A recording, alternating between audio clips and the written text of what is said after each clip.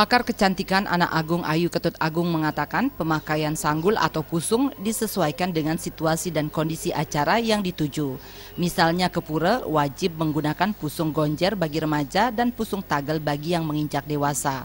Pembuatan pusung tagel pun tidak terlalu rumit, hanya memerlukan waktu 5 menit dan peralatan sederhana.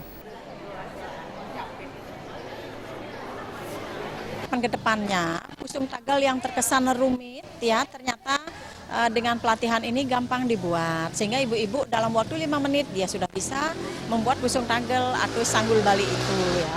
Karena perlu juga diketahui bahwa pusung tagel atau sanggul Bali itu adalah lambang kedewasaan wanita Bali. Jadi wanita Bali itu harus menggunakan pusung tagel kalau mereka ada upacara adat, kan seperti persembahyaan ke pura gitu. Sanggul Bali tradisional masih tetap eksis di tengah modernisasi. Anak Agung Ayu Ketut Agung berharap wanita Bali tetap melestarikan budaya dengan menggunakan pusung tagel sehingga menambah keanggunan wanita Bali itu sendiri. Ratih Anggoro dan Alit Setiawan, Bali TV.